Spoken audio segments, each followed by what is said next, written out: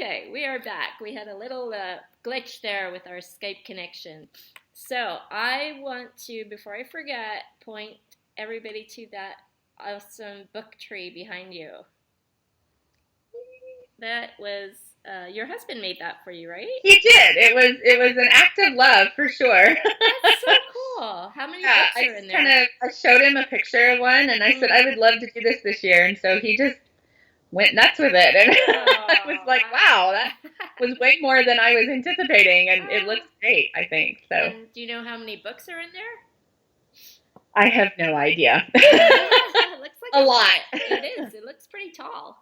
It's about as tall as I am. So yeah, I'd say there's probably 100 easily. Wow. In there. And you read them all. Yeah, of course. Yeah. Fortunately, I haven't needed any of them. So. Okay. Yeah. Cool. Well, that's fun.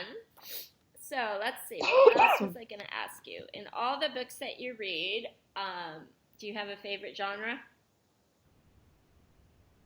Excuse me, coughing. A favorite genre. Well, I like almost every genre, but romantic suspense is probably my favorite because it can go contemporary, or it can go historical. So I'm seeing a little bit there. But I've always been a mystery lover.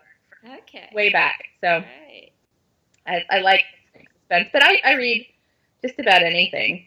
I'm not too into science fiction, but if it's well written, I'll give it a try. Yes, good. So, do you have? I know she said, "Don't ask me that question. I can't answer it." Do you have like a favorite author? A favorite author? Like, I don't know what one that might write books about Nantucket. Oh, yes. Well, of course, that would be Catherine West.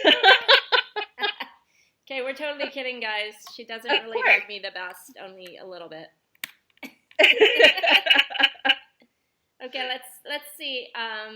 Not a favorite author, but what sort of authorial voice, if we can say that, speaks to you the loudest?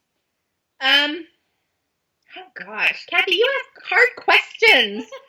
I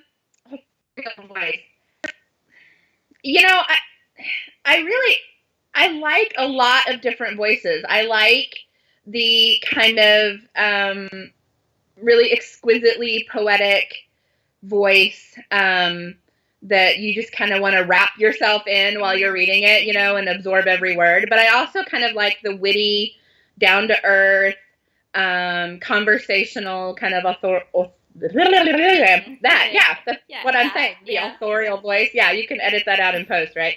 But I also just really like the normal, just kind of matter-of-fact authorial voice, As long as it's well written, I really enjoy it. So the key for me is being well written. As long as it's, the pace is steady and the characters are well developed. That's the key for me.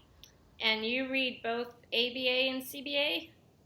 I do, mostly CBA, but I have a few ABA authors that I will read, and especially if someone recommends it to me and says, you'll really like this. Yeah. Cool.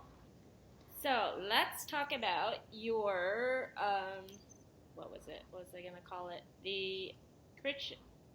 Here I go. You had your turn. Now I'm Christian Fiction Readers Retreat.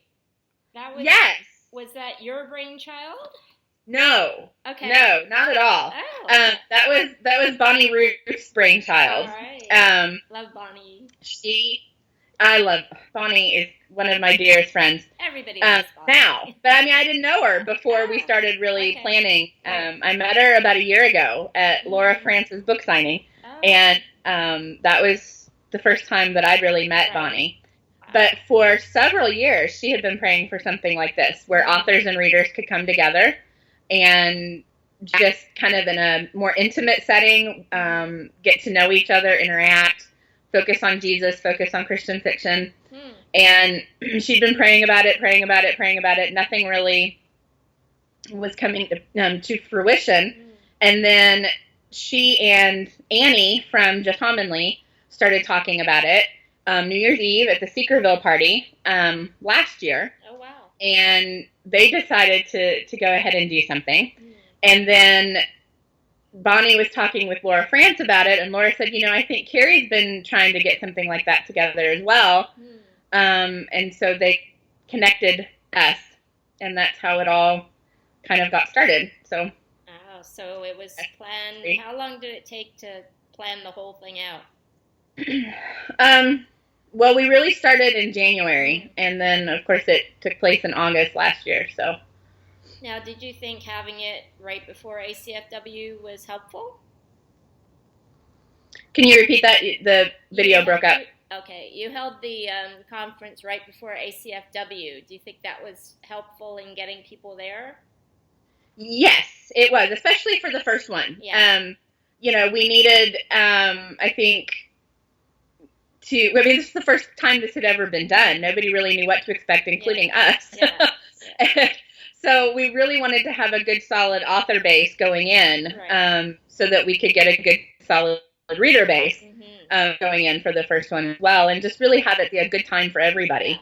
And so there's a delicate balance between how many authors do you get versus how many readers do you get. And so having it in front of ACFW really did help, because people were already coming in anyway, needing something to do that day before, and so it just made sense. Now, this year, we're not doing it in front of ACFW, but we're hoping that, and we're confident after kind of doing some polls and things like that, that we're still going to be able to get enough of an author base this year, because of already having one behind us. People can kind of see, what it was like, and so. So where is it this year? This year, it's in Cincinnati, Ohio, on August 12th. Great. And our speakers will be announced in the next couple of days. We're doing a contest right now, so I can't reveal anything, but we have our speakers. Do you have a website for this? We do. It's christianfictionreadersretreat.blogspot.com. Great. Awesome. I'm sure that you will get a lot of readers again. And I lost you. Yeah. Oh, no. Am I there? You're sort of there. You're breaking up. I'm losing you, Kathy. Come back. Oh, dear. Now we have to make sure our connection is good. Can you still hear me? I can hear you, yeah. Oh, I just can't see you very well. You can't see me? Okay.